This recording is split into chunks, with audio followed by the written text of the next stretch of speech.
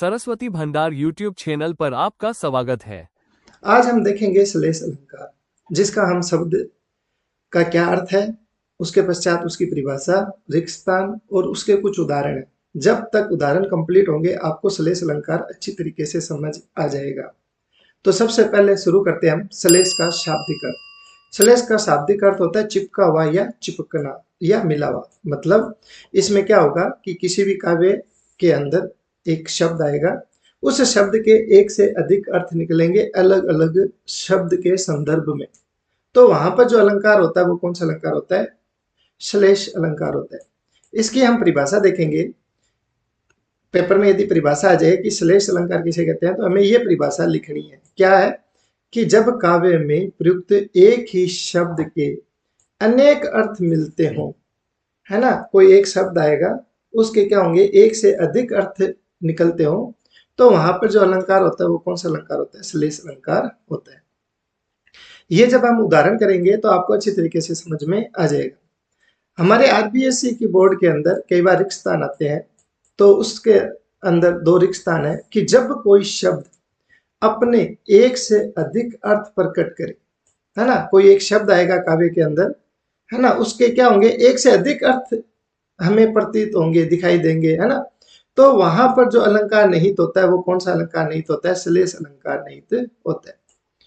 इसी का एक उदाहरण और है, एक एग्जाम्पल और है कि जहां वाक्य में एक शब्द जो है वो केवल एक ही बार है, ठीक है, लेकिन उस शब्द के दो या अधिक अर्थ निकले, तो वहां कौन सा अलंकार होता है? तो वहां भी कौन सा अलंकार होता है? श्लेष अलंकार होता है। मतलब किसी काव्य में शब्द तो एक बार आएगा, है ना, लेकिन उसके जो अर्थ हैं वो अलग अलग शब्दों के संदर्भ में अपना अलग अलग अर्थ रखते हैं। वहां पर जो अलंकार होता है वो श्लेष अलंकार होता है। अभी हम इसके उदाहरण देखेंगे।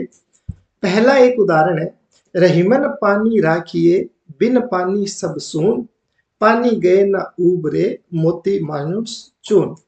यहाँ पर ये रहीम का एक दोहा है जिसमें वो पानी की महत्ता को बता रहे हैं कि रहीमन पानी राखिए, मतलब पानी की बहुत महत्ता है, आप पानी को संरक्षित कीजिए, पानी को रखिए। बिन पानी सब सून, कि बिना पानी के सब क्या है? सूना लगता है, सब सून होता है, क्योंकि पानी के बगैर कोई नहीं उबरता है। फिर उन्होंने यहाँ पर एक दिया है कि पानी गए ना उबरे, मतलब कि यदि पानी चला जाए, है ना, यदि पानी चला जाए तो फिर क्या नहीं उबरते? मोती मानस और चून, ये तीनों है ना, ये उबरते नहीं है। उबरते नहीं है इसका मतलब जो मोती है, जो मानुष है मतलब मनुष्य, और जो चून है मतलब आटा, ये तीनों उबरते नहीं है। अर्थात ये जो पानी है ना, इसका अर्थ मोती के संदर्भ में तो है चमक। तुम्हें पता है कि मोती शीप के अंदर होता है और जो पानी के अंदर रहता है ना। यदि पानी नहीं होगा तो फिर मोती मोती पैदा ही कैसे होगा, है ना। और मोती का यहाँ पर अर्थ क्या है कि मोती की मतलब है आभा, तेज, चमक। तो यहाँ पर ये जो पानी है ना, उसका अर्थ मोती के संदर्भ में क्या है? तेज या चमक है या आभा है। दूसरा, मानुष। पानी का अर्थ मनुष्य से संबंधित ये है कि मनुष्य के अंदर क्या होनी चाहिए? विनम्रता होनी चाहिए, है ना। यहाँ पर पानी का मतलब है विनम्रता, कि मनुष्य के अर्थ में पानी का यहाँ पे अर्थ है विनम्र होना चाहिए व्यक्ति। और चून का मतलब है आटा, है ना। जल के संदर्भ में यहाँ पर इसका अर्थ क्या है? आटा है, ठीक है ना। तो पानी के, ये जो पानी है, इस पानी के तीन अर्थ निकले। मोती के संदर्भ में तो निकला आभा, तेज या चमक। मनुष्य के संदर्भ में निकला विनम्रता, और चून, आटे के संदर्भ में इसका जो अर्थ निकला पानी का, वो निकला है चून या आटा। यहाँ पर जो फर्स्ट लाइन है, इस प्रथम जो पंक्ति है, इस पंक्ति में, इस काव्य के अंदर, इसमें श्लेष अलंकार नहीं है। लेकिन इसकी जो ये सेकंड लाइन है, इस लाइन के अंदर श्लेष अलंकार नहीं है।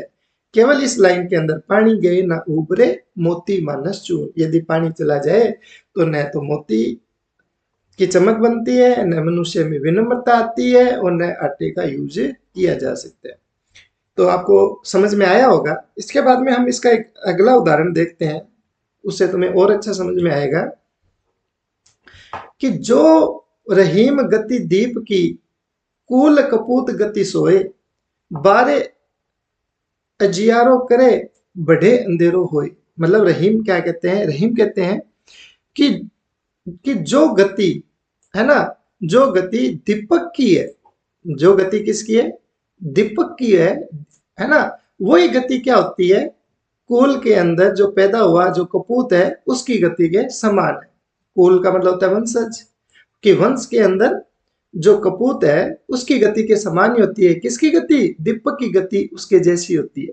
अब यहाँ पर दो अर्थ आ रहे, पहले दीपक के संदर्भ में समझो कि बारे उजियारो करे, है ना, बाहर क्या करता है ये दीपक, कि जब शुरुआत होती है दीपक की, तो वो क्या करता है कि बाहर उजियारा करता है ना, और बढ़े अंधेरो होए। बढ़े का मतलब कि जब वो बुझने वाला होता है तो क्या होता है कि अंधेरा होने लगता है। उसी प्रकार जो कपूत पुत्र होता है ना, वो क्या करता है, यहाँ पर बारे का मतलब है बचपन। जो कपूत पुत्र होता है वो बचपन में तो क्या होता है, तेज होता है ना, होशियार होता है, लेकिन वो जैसे जैसे बड़ा होता है वैसे वैसे वो क्या करता है, अंधेरो होए। अंधेरो होए का मतलब है कि वैसे वैसे वो नाम खराब करता है, किसका, वंश का नाम खराब करता है। तो वो कह रहा है कि दीपक की जो गति है और जो कपूत की गति है वो दोनों क्या है, बिल्कुल एक समान है। इसी प्रकार एक दूसरा उदाहरण है, हलधर के प्रिय हैं सदा केशव और किसान।